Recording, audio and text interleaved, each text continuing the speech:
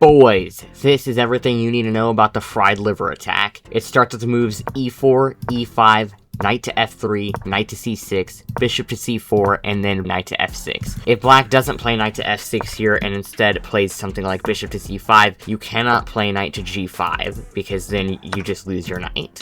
Black needs to play knight to f6. After this, the move that sets everything in motion is knight to g5, teaming up with the bishop to attack the weak pawn on f7. The main way for black to defend this is by playing pawn to d5. After this, you must capture, and if black captures on d5, which is the most common move, you will sacrifice the knight on f7. And after the king takes, you play queen to f3 check. If they don't take here and get scared and play something like queen to d7, you can simply just take the rook and you're going to be up probably a full rook. However, after queen to f3 check, the most common move is king to e6. It's the only good move for black. If black plays king to g8 here, then it's an easy checkmate after the following moves. And if black plays anything else, then you just take this knight. Like, for instance, queen to f6, you just take the knight, with the bishop specifically. The real challenge is if black plays king to e6, defending this knight on d5. After this, you're going to need to play knight to c3. Black's only move is knight to b4, and after this, you just want to castle. Black's only move here is c6, and then after that, you must strike in the center with d4. It's the only good move. If black dares to capture this pawn, you basically just win after rook to e1. If the king tries to keep defending the knight, then you have bishop to f4 check, and obviously an overwhelming attack here. If black were to play king to d7, then it's actually mate in 1 after queen to g4. That's just checkmate. Black here will most likely just play king to d7 right away, and after that you can take this knight with the bishop specifically. After recapturing, you have knight takes d5, you've equalized the material, gain an extra piece, and black's king is out in the open. However, if black does not take this pawn, and instead plays something like knight takes c2, the most common move, it's actually another instant win after d takes e5. If the black knight were to capture your rook, it's simply game over after knight takes d5. If they recapture, you have rook to d1, and they can't take because they lose their queen. And even though you're down 7 points of material right now, it's simply impossible for them to defend the d5 pawn, and thus their king. There are about 1,000 ways in this position to force black to give up some material to make you not be able to checkmate them. Back here though, let's say they're a little bit smarter and don't take on c2, and instead play the next most common move, which is also the best move in the position, queen to f6. Now, the best move here is actually queen to d1, defending this pawn, except if they take, which is the most common move, you're not going to take back at all. You're instead going to play knight to e4, which seems very counterintuitive, since usually you would take the knight or give a check on e1 with the rook. But this is actually the best move in the position. This is a bit of a tricky line, but after a move like queen to g6, all you need to do is play a3. After the knight drops back, you can simply take on d4, and you will end up winning the knight and the pawn here. But if in this position black actually knows to play b5, you can just play bishop to b3, and then after knight a6, you still take this pawn, and you're still probably going to win the knight and the pawn. Because after knight to c7, you have the move rook to e1. Black's only move here is king to d7, in which you'll just take this, and then black cannot take your knight, so your best move is bishop to f4, attacking this knight to hopefully make the support of this pawn go away. If in this position black somehow finds the only correct move of queen to c6, you actually have knight to g5, which threatens going knight to f7, forking the rook, and this square, which attacks the king and the queen, and you're just completely winning. Back in this position, if black finds the very accurate king to e7, what you need to do is play rook to e1, and pretty much whatever black does on the next turn, you're going to be able to take this pawn with check. Although if they play knight takes c3, you just take back with the b pawn. And this is actually slightly better for you now, as after knight to d5, you've traded more material, and since you're going to be winning a pawn here anyway, it is better for you. And make sure to always watch out throughout the fried liver if you can pin the queen to the king with this bishop. So, for instance, if black plays king to d8, you could do just that. There is one more move in this position that's worth noting, and that's the relatively common bishop to d6. It's not a very good move at all, as all you need to do is play a3 here. This will most likely prompt black to play knight takes c2, which basically loses the game on the spot to knight takes d5.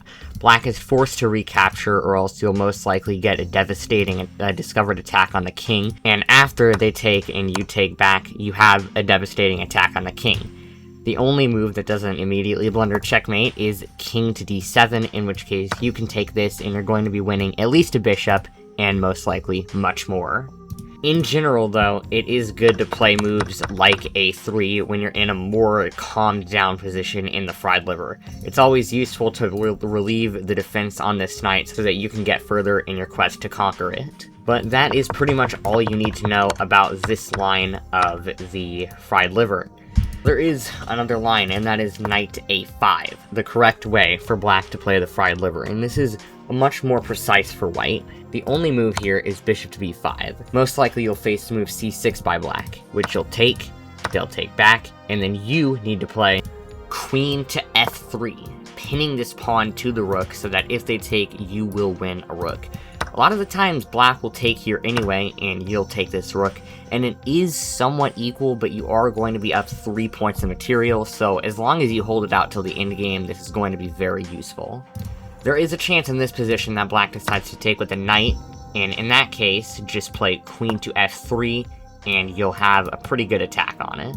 Another good move, if the knight goes here, is actually bishop to c4, lining up with the knight on this f7 pawn, and what a lot of people will do here is play knight to d5, blocking it, which just fails to the same kind of thing as the regular fried liver, except this time it's even worse, because they don't have a c-pawn here to defend the knight.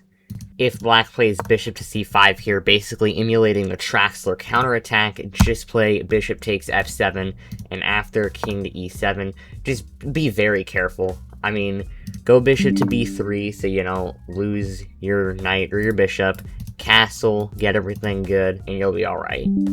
After reaching this position, there are 3 main moves that black will play, and they're all bishop moves, and they're all just one square away. We have bishop to e7, which is the best move, bishop to d7, and then bishop to b7. Let's do the rundown. Starting with the most common move for black, bishop to b7, what you need to do here is play bishop to a4. Most common move is h6. After going knight to e4, takes, you're in a very dominant position. If instead they play bishop to e7, just play d3, and you're still up a pawn and have good development. If bishop to e7 is played in this position, castles, and then d3, and you're in a similar situation as the one I just told you about, where you're up a pawn, you have good development, you just need to ride out the rest of the game. The next most common move back in this position is bishop to e7, and that's also the most accurate move. You may be tempted to take on c6 here, but I wouldn't advise it. After takes, and bishop d7, black has way more development than you, and even though they are down 2 pawns, it will be a bit tricky. If you think you can handle it though, this might be a good option. The move that I'd most recommend here is bishop to d3. It may look a little bit ugly, but after castles, and h6 being the most common line, all you need to do is drop the knight back to e4, make this trade, and you'll be in a good position. A lot of the times though, black won't take the knight here, as that does give you quite a bit of an advantage. Instead, playing knight to d5, trying to go knight f4. In this case, playing knight to g3, and after black does indeed play that, play bishop to f5, possibly getting a trade with this bishop, and you'll be in a pretty good position, once again up a pawn. And in general, every time h6 is played in this line, you just want to drop the knight back to e4. It's really the only square that makes sense. Finally, we'll take a look at if bishop to d7 is played in this position. What you should do here is play bishop to a4, and most likely you'll get a sequence of moves such as this, castles, d3, h6, and knight to e4. We've seen it a million times by this point, but this is most likely the moves that you will get. And as usual, you're up a pawn, you just need to maintain it until the end game, and you'll probably win. Try not to fall too far behind in development, as that is what black is hoping for in the vast majority of these lines. Now, I will go over a couple of the interesting gambits that black can play in the original position. Firstly, we have knight takes e4, which is actually very common. All you need to do is play bishop takes f7, and after king to e7, the only move, play d3. The engine likes d4 more, but if you play d3, especially at a lower level, black may get prompted to take this knight, which will give you the win after bishop takes knight, takes, and now you've won the queen. If you're at a level where people won't fall for that though, d4 is definitely the better move. The most common and most accurate move for black in this position is h6, in which you'll simply take the knight, and after they take your bishop, instead of playing the very good looking queen h5, which actually isn't very good because they just played g6, this is defended and you've gotten yourself into a less than great position. Instead, play d5 here, attacking this knight, and basically whatever it does, you're going to want to just keep attacking it while developing, and you'll be in a winning position. And if the knight goes to b5 here instead of to f5, you're going to want to castle, and then probably at some point blow open the center with f4, attacking the very exposed king. The reason why against the Dark Knight Gambit you don't want to play either knight takes f7 or knight takes e4 is because if you play knight takes e4, you get hit with d5, and it's actually pretty bad for you. After bishop to d3, takes, you are in an equal position, but black has a developmental advantage. And as for knight takes f7, black will play queen to h4, attacking this and also attacking your bishop through the knight. So if you play a move like castles, which seems really good, they'll just play knight takes f2, opening up the attack on your bishop, and you're in a really bad position here. Plus, if you take with the rook, you get hit with bishop to c5 and you lose an exchange and a pawn. Now, for possibly the peskiest defense against the Fried Liver, we have the Traxler counterattack. Against the Traxler, we should take this, and against either king e7 or king f8, king e7 being the more accurate of the two, drop back to b3 or c4, it really doesn't matter that much.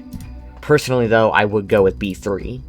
What you want to do now against the common moves like d6 and rook to f1 is trying to play moves like d3, bringing the knight back to f3 as soon as possible. Just develop. You actually don't want to rush to castle here.